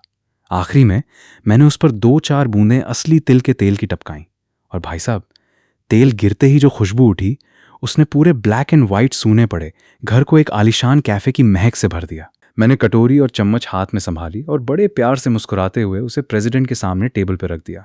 मैंने कहा, मैम, भूख तो जोरों की लगी होगी ना? लीजिए, जरा टेस्ट करके बताइए। मैं हॉस्टल और रूम पर अकेले रहते रहते इस काम में उस्ताद हो चुका हूं। अपने हाथ के स्वाद पर मुझे पूरा भरोसा है। सामने टेबल पर रखी वो सादी सी नूडल्स भी इस वक्त किसी 5 स्टार होटल की डिश जैसी लग रही थी। नूडल्स का एक एक रेशा भाप छोड़ते हुए कांच की तरह चमक रहा था और उसके ऊपर फैला हुआ वो क्रीमी पीला अंडा देखकर तो किसी के भी मुंह में पानी आ जाए। बॉस ने पहले उस कटोरी को देखा, फिर अपनी नजरें उठाकर मेरे उस प्लास्टर बंधे हाथ और चेहरे को देखा। उसकी आंखों में इस वक्त जो हैरानी और अजीब सी कशिश थी, उसे देखकर मुझे समझ आ गया कि रास्ता चाहे कॉर्पोरेट बॉस के दिल का हो या ऑनलाइन गर्लफ्रेंड का, जाता तो वो पेट से होकर ही है। हरी भरी ताज़ा सब्जियों के उन पत्तों ने उस साधारण से बाउल को ऐसा लुक दे दिया था कि उसकी खूबसूरती कई गुना बढ़ गई थी। अपनी बात पूरी करते ही मैंने अपने हिस्से का बाउल भी उसी टी टेबल पर टिकाया। भूख के मारे पेट में वैसे ही तबाही मची थी, सो मैंने बिना कोई वक्त गंवाए चॉपस्टिक से ढेर सारे नूडल्स उठाए, उन पर हल्की सी फूंक मारी और सीधे मुंह में ठूंस लिए। कसम से उस वक्त मुझे दुनिया में उससे बेहतरीन कोई चीज नहीं लग रही थी। तभी सामने से एक आवाज आई, क्या तुम हमेशा खुद ही खाना बनाते हो? मैंने चौंक कर ऊपर देखा। इस बार प्रेसिडेंट की आवाज में वो हमेशा वाली बर्फ जैसी ठंडक नहीं थी, बल्कि उसकी जगह एक गहरा कौतूहल और अचरज साफ महसूस हो रहा था। मैंने मुंह में नूडल्स चबाते हुए ही जवाब दिया, हाँ मैम, अमूमन तो मैं अकेले ही रहता हूं, और अगर खुद न बनाऊं तो रोज रोज बाहर से ऑर्डर करना जेब पर बहुत भारी पड़ता है। मिडिल क्लास लौंडों के लिए बाहर का खर्चा रोज झेलना मुमकिन नहीं होता। ये सुनते ही उनके चेहरे पर एक कड़क, लगभग माए जैसी डांट वाले भाव आए। तुम्हें पता नहीं है कि बाहर का खाना कितना अनहाइजीनिक होता है? तुम्हें क्या मालूम वो लोग उसमें क्या क्या मिलाते हैं? खुद के हाथ से साफ सुथरा बनाकर खाना ही सेहत के लिए सबसे बेस्ट होता है। मुझे इस तरह मजे से खाते देख आखिरकार बॉस से भी रहा नहीं गया। उन्होंने भी झिझकते हुए नूडल्स का एक निवाला उठाया और अपने गुलाबी होठों के बीच दबाया। अगले ही पल भाई साहब, उनकी आंखें एकदम से चमक उठीं। उन्होंने शायद बरसों से इतना सिंपल और तगड़े स्वाद वाला खाना नहीं खाया था। चेहरे के भाव बता रहे थे कि इस स्वाद ने उन्हें उनकी माँ के हाथ के खाने की याद दिला दी थी। मैंने माहौल को भांपते हुए बड़े दोस्ताना अंदाज में कहा, मैम, आप आराम से खाइए। जब आपका पेट भर जाए तो आप ऊपर अपने कमरे में जाकर रेस्ट कर सकती हैं। बाकी बर्तनों और किचन को चमकाने की जिम्मेदारी मेरी है। मैं सब समेट कर ही सोने जाऊंगा। इस वक्त बॉस के घर में अपनी कुकिंग का जलवा बिखेर कर मेरा कॉन्फिडेंस 7वें आसमान पर पहुंच चुका था। लेकिन मेरी बात सुनते ही बॉस की नजर घूमकर सीधे मेरे बाएं हाथ पर जा टिकी, जो प्लास्टर में जकड़ा हुआ था। उनके चेहरे पर एक फिक्र की लकीर उभरी। लेकिन तुम्हारा हाथ तो इस हालत में है। मुझे यकीन नहीं हो रहा था कि जो आयरन लेडी ऑफिस में एम्प्लॉयज को कच्चे चबा जाती है, वो इस वक्त मेरे टूटे हाथ को देखकर इतनी परेशान हो रही थी। मैंने मुस्कुराते हुए अपना सिर हिलाया। अरे मैम, कोई बात नहीं, मैं पहले ही आपके लिए इतनी मुसीबतें खड़ी कर चुका हूं। अब यहां आकर मुफ्त की रोटियां तोड़ना अच्छा नहीं लगेगा। एक हाथ से भी मैं ये सब चुटकियों में कर लूंगा। खाना खत्म होने के बाद मेरी जिद के आगे बॉस को हार माननी ही पड़ी और वो सोने चली गई। मैंने बड़ी मेहनत से सारे बर्तन धोए और किचन चमका दिया। तभी फोन पर एक मैसेज आया, डियर, गुड नाइट। मैंने भी मुस्कुराते हुए गुड नाइट रिप्लाई किया और सो गया। अगली सुबह जब सूरज की पहली किरणें खिड़की से अंदर आईं, तो मैं सुबह 6 बजे से ही किचन में जुट गया था। पसीने से तरबतर, लेकिन चेहरे पर मुस्कान के साथ मैं कुछ स्पेशल बना रहा था। जैसे ही बॉस अपने कमरे से बाहर निकली, उन्होंने देखा कि मैं एप्रन पहनकर किचन में कुछ जादू कर रहा हूं। उनकी आंखों में वो रात वाली कोमलता गायब थी। वही पुराना, ठंडा और सख्त प्रेसिडेंट वाला चेहरा वापस आ चुका था। उन्होंने रूखे अंदाज में पूछा, ये सब क्या हो रहा है? मैंने बड़ी सहजता से जवाब दिया, आपके लिए लव ब्रेकफास्ट बना रहा हूं। वैसे भी आप खुद तो खाना बनाती नहीं और सुबह इतनी भाग दौड़ रहती है कि आप शायद नाश्ता भी नहीं करती। मैं तो अभी पेड लीव पर हूं, तो खाली बैठा था, सोचा थोड़ा हाथ बटा दूं। बॉस बिना कुछ कहे कुर्सी पर बैठ गईं और मुझे काम करते हुए देखने लगी। तभी एकदम से सन्नाटा तोड़ते हुए वो ठंडे लहजे में बोली, नाश्ता करने के बाद मैं तुम्हें तुम्हारे घर छोड़ दूंगी। उनके इस ठंडे वाक्य को सुनते ही पैन में अंडा पलट रहे मेरे हाथ एक पल के लिए ठिठक गए। अंदर ही अंदर एक झटका सा लगा। तो आखिरकार मैडम मुझे यहां रुकने नहीं देंगी? सारा प्लान फ्लॉप? पर मैंने तुरंत खुद को संभाला, चेहरे पर वही पुरानी ढीठ मुस्कान वापस लाया और प्लेट लेकर उनकी तरफ मुड़ा। ठीक है मैम, जैसी आपकी मर्जी। वैसे भी मैं आपको ज्यादा परेशान नहीं करना चाहता था। प्रेसिडेंट साहिबा ने मेरी बात का कोई जवाब नहीं दिया। उन्होंने सलीके से ब्रेड का एक टुकड़ा उठाया, उसमें मेरे हाथ का बना वो परफेक्ट फ्राइड एग लगाया और एक बाइट ली। भाई साहब, खाते ही उनकी पलकें झपकीं और आंखों में वही अविश्वसनीय वाला भाव आ गया जो रात को नूडल्स खाते वक्त आया था। स्वाद तो ऐसा था कि कोई भी अपना दिल हार बैठे। वो चुपचाप चबाती रहीं, फिर अचानक बिना मेरी तरफ देखे एकदम कैजुअल टोन में बोली, घर जाकर वैसे भी तुम्हारे पास करने के लिए कोई खास काम तो होगा नहीं, है ना? इस अचानक आए सवाल से मैं थोड़ा सकपका गया। मैंने अपना सिर खुजलाते हुए कहा, हाँ, नहीं मैम, ऐसा कुछ खास जरूरी काम तो नहीं है, पर अगर ऑफिस का कोई काम हो तो मैं घर से वर्क फ्रॉम होम लैपटॉप पर मैनेज कर सकता हूं। उन्होंने सैंडविच का एक और टुकड़ा तोड़ा, अपनी कॉर्पोरेट वाली गंभीर आवाज में बोली, दरअसल मैंने कल रात इस बारे में थोड़ा सोचा। चूंकि तुम्हें ये चोट ऑफिस ड्यूटी ऑन ड्यूटी के दौरान मुझे बचाते हुए लगी है, तो नियम के मुताबिक तुम्हारी देखभाल और खाने पीने का खर्च कंपनी को उठाना चाहिए। वो रुकी, चाय का एक सिप लिया और सीधे मेरी आंखों में देखते हुए पासा पलटा। और वैसे भी मेरे पास खुद के लिए खाना बनाने का बिल्कुल टाइम नहीं होता। तो डील ये है, पैसे मैं लगाऊंगी और खाना तुम बनाओगे। इस बहाने तुम्हारा मेडिकल क्लेम और फूड एक्सपेंस भी सेटल हो जाएगा। क्या कहती हो, मंजूर है? मैडम ने इतनी गंभीर कॉर्पोरेट टोन में ये ऑफर दिया था जैसे वो ऑफिस का कोई बड़ा कॉन्ट्रैक्ट साइन कर रही हो। पर मैं समझ गया था, बॉस साहिबा को कंपनी के प्रोजेक्ट से ज्यादा अब मेरे हाथ के स्वाद की लत लग चुकी थी। अंदर ही अंदर मेरी बाँछें खिल गईं। वर्क फ्रॉम होम के बहाने बॉस के घर में ही परमानेंट रहने का जुगाड़ जो हो गया था, मैं भला प्रेसिडेंट का ये इशारा कैसे नहीं समझता। साफ था कि कल रात की उस एक नूडल्स की कटोरी ने ही उनके दिल और पेट का रास्ता पूरी तरह साफ कर दिया था। मैंने मन ही मन एक शैतानी मुस्कान दबाई और चेहरे पर बेहद शरीफाना भाव लाते हुए बोला, अरे हाँ मैम, आपने याद दिलाया तो मुझे भी ध्यान आया। वैसे भी डॉक्टर ने कहा है कि रोज इस टूटे हाथ की पट्टी और दवाई बदलनी पड़ेगी। अब अकेले रहकर मुझसे एक हाथ से तो ये होने से रहा, तो क्यों ना जब तक मेरी ये हड्डी ठीक नहीं हो जाती मैं आपके यहीं ठहर जाऊं। बदले में मैं आपका शाही बावर्ची पर्सनल शेफ बनकर रहूंगा। क्या ख्याल है? बस फिर क्या था, दोनों तरफ रजामंदी थी। एक के दिमाग में किसी भी तरह यहां डेरा जमाने का फितूर था, तो दूसरे की जुबान पर हर दिन लजीज खाना खाने का स्वाद चढ़ चुका था। दोनों की जरूरतें एकदम फिट बैठ गईं और आखिरकार मुझे उस आलिशान विला में रहने का ऑफिशियल परमिट मिल गया। नाश्ता खत्म करके बॉस अपनी महंगी गाड़ी में सवार होकर सीधे ऑफिस के लिए निकल गईं।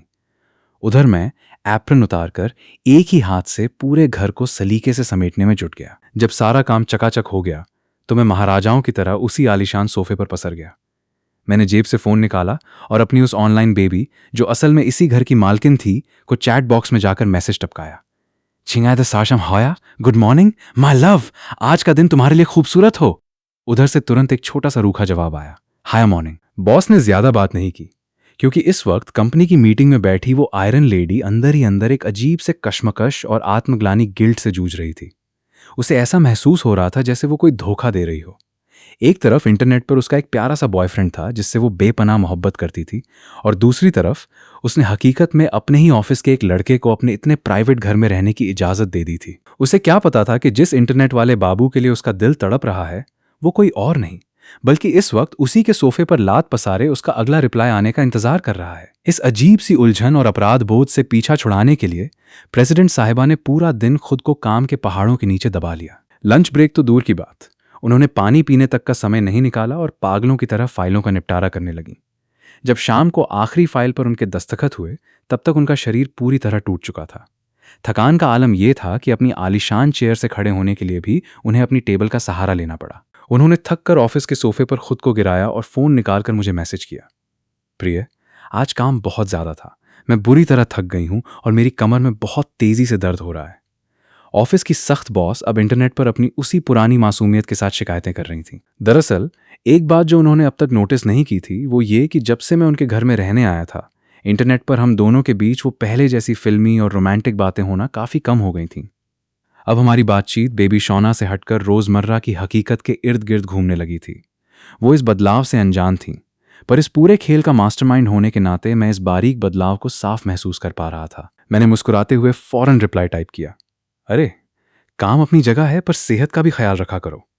अगली बार से बैठते वक्त अपना पोस्चर बैठने का तरीका सही रखना और लगातार घंटों मत बैठी रहा करो। बीच बीच में थोड़ा उठकर टहल लिया करो, ठीक है? Take care, love you. उधर ऑफिस के सोफे पर बैठी प्रेसिडेंट ने जैसे ही मेरा ये मैसेज पढ़ा, उन्होंने अपनी दुखती कमर को सहलाया। लेकिन इस बार मैसेज पढ़कर उनके दिमाग में अपने उस इंटरनेट बॉयफ्रेंड का चेहरा नहीं आया। उनके जहन में अचानक कल रात का वो सीन तैर गया, जब मैं एक हाथ में प्लास्टर बंधे होने के बावजूद बड़ी फुर्ती और सलीके से उनके लिए किचन में नूडल्स बना रहा था। वो खुद हैरान थीं कि कल रात ही तो पहली बार उन्होंने किसी बाहरी इंसान के सामने अपनी वो कमज़ोर, खाना न बना पाने वाली और बेबस साइड दिखाई थी। और आज उनका दिल उसी लड़के के ख्यालों की तरफ खिंचा चला जा रहा था। बरसों से जो उन्होंने दुनिया के सामने अपनी एक परफेक्ट और कड़क इमेज बना रखी थी, कल रात वो पूरी तरह बिखर गई थी। उनका वो सारा घमंड, वो दिखावे का गुस्सा और खुद को बहुत स्ट्रांग दिखाने की जिद मेरे उस सीधे सादे नूडल्स के कटोरे के सामने पल भर में ढेर हो गई थी। इधर घर पर उनका वो मैसेज देखते ही मेरे दिमाग की बत्ती जली। मैंने तुरंत अपना फ़ोन उठाया और शहर के एक नामी मेडिकल स्टोर कम लग्जरी स्टोर का नंबर घुमाया। हेलो, क्या ये ऑर्थोपेडिक स्टोर है? मुझे एक प्रीमियम क्वालिटी का लंबर सपोर्ट कमर का बेल्ट ऑर्डर करना है। हाँ, ध्यान रखिएगा कि उसमें हीटिंग और वाइब्रेशन इफेक्ट दोनों शाव को ज़रूर होना चाहिए। प्राइस की कोई टेंशन नहीं है, आप उसे इसी एड्रेस पर तुरंत भिजवा दीजिए। ऑर्डर प्लेस करने के बाद मैंने फ़ोन साइड में रखा और सोफे पर दोनों पैर फैलाकर लेट गया। कसम से इस वक्त मुझे ऐसी फीलिंग आ रही थी जैसे मैंने किसी वीडियो गेम में हैकर मोड या कोई चीट कोड ऑन कर लिया हो। मुझे पहले से ही पता है कि सामने वाले को किस वक्त क्या तकलीफ है और उसे क्या चाहिए। भविष्य का ये अर्ली एक्सेस सच में बड़ा मज़ेदार था। पूरे दोपहर से लेकर शाम तक प्रेसिडेंट साहिबा ने अपने उस ऑनलाइन बॉयफ्रेंड यानी मुझसे दोबारा कोई बात नहीं की। शायद काम का प्रेशर था या फिर दिल की उलझन। पर मैं खाली नहीं बैठा था। मैं हाथ में एक डायरी और पेन लेकर उनके इस खाली बेरंग घर के चप्पे चप्पे का मुआयना कर रहा था। मैं दीवारों, कोनों और खाली जगहों को देखकर नोट्स बना रहा था। मेरा मकसद बिल्कुल साफ था, इस पूरे घर का मेकओवर हृदय परिवर्तन करना है। भला कोई जवान लड़की ऐसे मुर्दा ब्लैक एंड वाइट माहौल में कैसे रह सकती है? जो भी यहां ज्यादा दिन रहेगा वो पक्का डिप्रेशन या किसी मेंटल स्ट्रेस का शिकार हो जाएगा। इस घर में थोड़े रंगों की, थोड़ी जिंदगी की जरूरत थी। इस तरह हम दोनों अपने अपने कामों में पूरा दिन मसरूफ रहे। शाम ढले जब मेरे फोन की घंटी बजी तो मैं स्क्रीन देखकर चौंक गया। इस बार कोई टेक्स्ट मैसेज नहीं था, बल्कि साक्षात प्रेसिडेंट साहिबा का वीडियो कॉल था। मैंने जैसे ही कॉल उठाया, स्क्रीन पर उनका वही गंभीर चेहरा दिखा। नीचे आओ और पार्किंग एरिया से मेरा कुछ सामान उठाकर ऊपर लाओ। जी मैम, अभी आया, मैंने कहा और फोन जेब में डालकर फुर्ती से नीचे की तरफ भागा। लेकिन जैसे ही मैं बिल्डिंग के नीचे पहुंचा और सामने का नजारा देखा, मेरी आंखें एक बार फिर फटी की फटी रह गईं। सामने का नजारा देखकर मेरे मुंह से एक शब्द भी नहीं फूटा। भाई साहब, पार्किंग एरिया में प्रेसिडेंट साहिबा अपनी चमचमाती गाड़ी के पास खड़ी थीं और उनके दोनों तरफ सुपरमार्केट की दो बड़ी बड़ी शॉपिंग ट्रॉली थीं, जो ऊपर तक खचाखच भरी हुई थीं। ऐसा लग रहा था जैसे वो पूरे शहर का राशन अकेले ही खरीद लाई हों। मुझे इस तरह हक्का बक्का देखकर उन्होंने अपनी नजरें थोड़ी चुराईं और झेंपते हुए बोली, मुझे समझ नहीं आ रहा था कि तुम्हें खाना बनाने के लिए किस किस चीज की जरूरत पड़ेगी, इसलिए जो दिखा मैं वो सब थोड़ा बहुत उठा लाई। और हाँ, आज रात मुझे ग्रिल्ड फिश खाओ, रोस्टेड फिश खानी है। उनकी आवाज में हमेशा जैसी वो कड़क धमक नहीं थी, बल्कि एक अजीब सी हिचकिचाहट और मासूमियत थी। मैं मन ही मन मुस्कुरा उठा। ये एक बेहतरीन शुरुआत थी। जब कोई इंसान आपके सामने अपनी पसंद और इच्छाएं जाहिर करने लगे तो समझो उसके दिल की बर्फ पिघल रही है। पर असली चुनौती तो अब शुरू होने वाली थी। मेरा एक हाथ प्लास्टर में पूरी तरह ब्लॉक था और मैडम दिन भर के काम से वैसे ही अधमरी हो चुकी थी। हम दोनों की टूटी फूटी जोड़ी जब उन भारी भरकम थैलियों और सामान को समेटने उतरी तो हमारी हालत पतली हो गई। कभी कोई डिब्बा मेरे हाथ से छूटता तो कभी प्रेसिडेंट साहिबा सब्जियों का थैला संभालते हुए हाँफने लगती। खैर, अपनी बची खुची ताकत लगाकर और 9-2-11 की मशक्कत के बाद हम सारा सामान घसीटते हुए ऊपर फ्लैट के अंदर ले ही आए। जैसे ही सामान अंदर आया, मैंने चारों तरफ देखा। कुछ ही देर पहले जो लिविंग रूम किसी खाली म्यूजियम जैसा वीरान लग रहा था, अब वो रंग बिरंगे पैकेट्स, ताज़ा फलों और राशन के डिब्बों से पूरी तरह भर चुका था। मैंने गहरी सांस ली और हंसते हुए कहा, हाँ, अब लग रहा है ना ये कोई घर, वरना पहले तो ऐसा लगता था जैसे किसी वीरान होटल के लॉबी में आ गए हो। मेरी बात सुनकर बॉस ने कोई कड़ा जवाब नहीं दिया, बल्कि अपनी वो परफेक्ट प्रेसिडेंट वाली इमेज को साइड में रखकर वो सीधे सोफे पर ढेर हो गई। उन्होंने अपना एक हाथ माथे पर रख लिया और आंखें मूंद ली। साफ दिख रहा था कि आज का दिन शारीरिक और मानसिक रूप से उन्हें पूरी तरह निचोड़ चुका था। उनकी ये थकी हुई लेकिन रियल साइड देखकर मुझे उन पर और प्यार आ गया। मैं बिना वक्त गंवाए अपने एक हाथ से उन थैलियों को अनपैक करने लगा और सामान को करीने से लगाने लगा, ताकि मैडम को उनकी पसंदीदा ग्रिल्ड फिश का सरप्राइज दे सकूं। करके फ्रिज में व्यवस्थित करते हुए मैंने धीमी आवाज में कहा, मैम, इतनी भाग दौड़ करना भी ठीक नहीं है। थोड़ा तो खुद को आराम दिया कीजिए। जिंदगी सिर्फ फाइलों के ढेर में नहीं कटती। जब मुझे कोई जवाब नहीं मिला तो मैंने सोचा शायद वो मुझसे नाराज हैं, पर जैसे ही मैं पलटा, मैंने देखा कि वो सोफे पर ही गहरी नींद में डूब चुकी थीं। उनकी सांसें धीमी और सुकून भरी थीं। मैं दबे पांव उनके पास गया और बड़े प्यार से बगल में पड़ी एक कंबल उठाकर उनके ऊपर डाल दी। इसके बाद मैंने वो लंबर सपोर्ट हीटिंग वाला कमर बेल्ट बहुत बारीकी से सोफे के उस किनारे पर रख दिया जहां उनकी नजर पड़ते ही वो उसे देख सकें।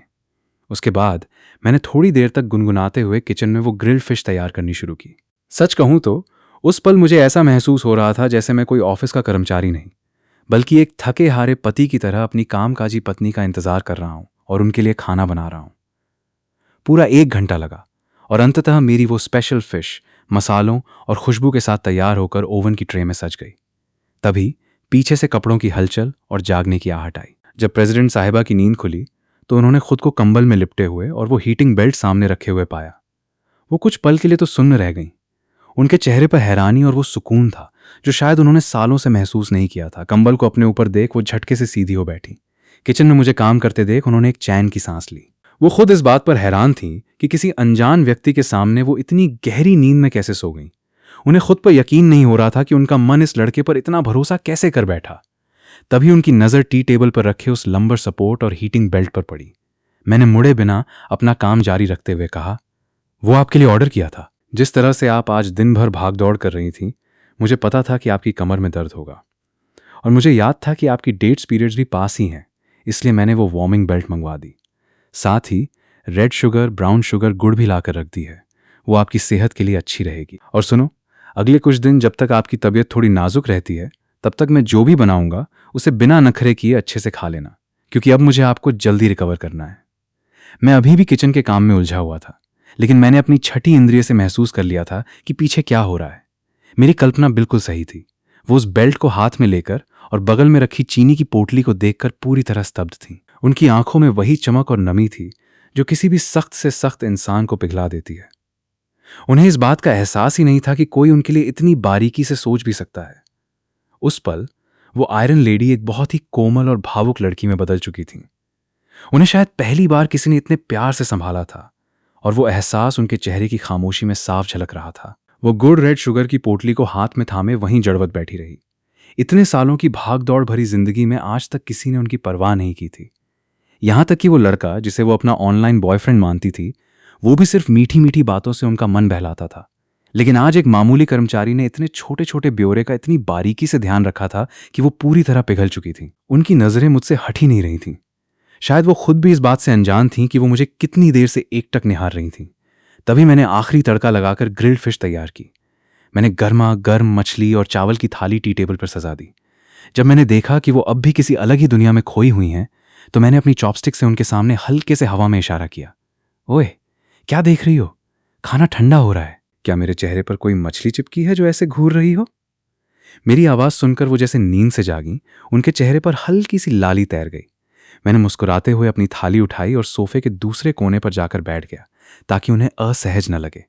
मैंने अपनी बात को प्रोफेशनल टोन में लपेटा। लीजिए, खाइए, आप तो बॉस हैं और मेरा काम बस खाना बनाना है, सो मैंने अपनी ड्यूटी पूरी कर दी है। मैंने एक बाइट ली और चुपचाप खाने लगा, ये जानते हुए कि इस बार उनके खाने के स्वाद में सिर्फ मछली का मसाला नहीं, बल्कि मेरे प्रति बढ़ रही उस अनकही भावना का एहसास भी घुला होगा। उस आलीशान फ्लैट में अब सन्नाटा नहीं था, बस हम दोनों की मौजूदगी का एक नया एहसास था। आखिरकार आप मालकिन हैं और मैं आपका खानसामा, तो जाहिर है मैं आपके बगल में बैठकर तो खा नहीं सकता। इस बात की समझ मुझे अच्छे से है। मैंने अपनी प्लेट संभालते हुए बड़े मजाकिया और संस्कारी अंदाज में कहा और सोफे के दूसरे कोने पर जाकर चावल के मजे लेने लगा। मेरी इस नौटंकी पर प्रेसिडेंट साहिबा ने बस एक गहरी सांस ली। उन्होंने चॉपस्टिक से मछली का एक रसीला टुकड़ा उठाया और मुंह में डाला। अगले ही पल उनके चेहरे के हाव भाव बदल गए और आंखें चमक उठीं। स्वाद वाकई लाजवाब था। वो पलटकर मेरी तारीफ करने ही वाली थीं कि उन्होंने देखा। मैं अपना गाल अपने सीधे हाथ पर टिकाए, चेहरे पर एक बेहद शातिर और मुझे पता है मैं बेस्ट हूं वाली मुस्कान लिए उन्हें ही घूर रहा था। मैंने भौहें उचकाते हुए कहा, हाँ मैम, अब आप मेरी तारीफ कर सकती हैं। स्वाद एकदम नेक्स्ट लेवल है ना। मेरे इस ओवर कॉन्फिडेंस और एटीट्यूड को देखकर उन्होंने तुरंत अपनी तारीफों पर ब्रेक लगाया। अपनी नाक थोड़ी सिकोड़ते हुए वो ठंडे लहजे में बोली, ठीक ठाक ही है, बस सड़क किनारे मिलने वाले स्ट्रीट फूड से थोड़ा सा ही बेहतर है। उनकी ये बात सुनते ही मेरे चेहरे की वो चमकती हुई मुस्कान वहीं की वहीं फ्रीज हो गई। अंदर ही अंदर मुझे ऐसा करारा झटका लगा कि मेरा सारा कॉन्फिडेंस जमीन पर आ गिरा। यार, इतनी मेहनत से ग्रिल्ड फिश बनाई और तुलना सीधे स्ट्रीट फूड से। मैं एकदम उदास होकर अपनी प्लेट को घूरने लगा, लेकिन जिस एंगल पर मैं बैठा था वहां से मैं ये नहीं देख पाया कि मेरा ऐसा उतरा हुआ और मायूस चेहरा देखकर प्रेसिडेंट साहिबा के उन सख्त होठों पर एक बहुत ही प्यारी और दुर्लभ सी मुस्कान तैर गई थी। वो जानबूझकर मुझे चिढ़ा रही थी। मैं अभी अपनी कुकिंग स्किल्स पर शक कर ही रहा था कि अचानक मेरी नज़र उनके बाउल पर पड़ी। भाई साहब, जो लड़की अभी इसे स्ट्रीट फूड कह रही थी, वो इतनी फुर्ती से अपनी प्लेट साफ कर रही थी कि देखते ही देखते उनकी आधी से ज्यादा मछली गायब हो चुकी थी। उनका हाथ रुकने का नाम ही नहीं ले रहा था। ये देखकर मेरे चेहरे पर एक बार फिर से एक शातिर मुस्कान लौट आई। चलो, मुंह भले ही झूठ बोल दे, पर यह पेट कभी झूठ नहीं बोलता। तो भाई लोगों, इस वीडियो को यहीं पर खत्म करते हैं और मिलते हैं इसके नेक्स्ट एपिसोड में। लेकिन हाँ, जाने से पहले एक छोटी सी बात, और यार, इस वीडियो पर अपना सपोर्ट जरूर दिखाना। जिन्होंने अभी तक सब्सक्राइब नहीं किया है वो फटाफट सब्सक्राइब कर लो, क्योंकि भाई जब तुम लोग लाइक, कमेंट और सब्सक्राइब करते हो ना, तभी असली सपोर्ट दिखता है और तभी मुझे अंदर से मोटिवेशन मिलता है नेक्स्ट पार्ट लाने का। और हाँ, इस वीडियो के बाद मैं अगला पार्ट तुरंत इंट्रोड्यूस कर दूंगा। अब रही बात अगले पार्ट की, तो भाई इस पार्ट में तुम्हें जितना कम रोमांस देखने को मिला है ना, अगले पार्ट में उससे कहीं ज्यादा रोमांस और डबल कॉमेडी मिलने वाली है। बॉस और एम्प्लॉय के बीच घर के अंदर क्या क्या रोमांस होने वाला है वो तो तुम सोच भी नहीं सकते। इसीलिए दबा के सपोर्ट दिखाओ ताकि मैं जल्दी से जल्दी पूरे 1 घंटे का अगला वीडियो लेकर आऊं। दोनों पार्ट्स को मिलाकर टोटल 2 घंटे की धमाकेदार वीडियो बनेगी। तो चलो, मिलते हैं सीधे नेक्स्ट एपिसोड में। बस तुम लोग अपना सपोर्ट बनाए रखना।